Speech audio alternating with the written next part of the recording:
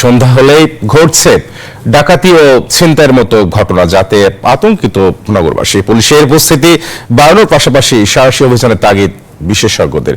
নাইমাল জিকোর 2 পর্বের প্রতিবেদনে আজ দেখুন শেষ পর্ব। ক্যামেরায় ছিলেন মোস্তাক জাহিদ। ব্যস্ত শহর ঢাকা, সন্ধে রাতের হলদে বাতির আলোয় কোলাহল শেষে নগর জুড়ে নিস্তব্ধতা। রাজধানীর মোহনপুরে পরপর কয়েকটি ছিনতাই ও ডাকাতির ঘটনায় আতঙ্ক কাটছে না নগরবাসীর।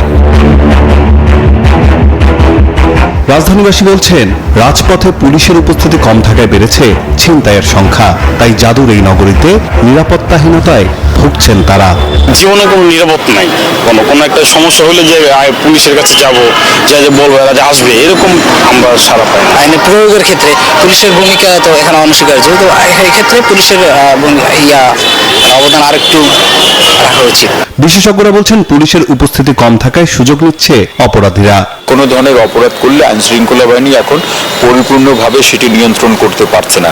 এই ঘাটতিটুকু কাজে লাগিয়েই তারা অপরাধ করছে এবং অপরাধীরা মনে করছে যে এই ঘাটতি যতদিন থাকে ততদিন তাদের দৌরত্ব আছে। ধীরে ধীরে পরিস্থিতির উন্নতি হচ্ছে বলে দাবি করেছে পুলিশ ও র্যাব। ছিনতাইয়ের যে স্পটগুলো রয়েছে, হটস্পট আমরা বলছি, এরকম একটা মানচিত্র, অপরাধ মানচিত্র তারা তৈরি করছে। আমরা মূলত এর মাধ্যমে আমাদের সেই সকল এলাকায় আমাদের গোয়েন্দা নজরদারি এবং আমাদের যে টহল কার্যক্রম সেটাকে আমরা বৃদ্ধি করেছি। পুরোদমে প্রস্তুত রয়েছি, যে কোনো ধরনের পরিস্থিতি আমরা সফলতার সাথে মোকাবেলা করছি। বিভিন্ন চক্র নানাভাবে অস্থিরতা তৈরি করা, আইন শৃঙ্খলা পরিস্থিতি অবনতি করার চেষ্টা করেছিল, এগুলো আমরা সফলভাবে মোকাবেলা করেছি।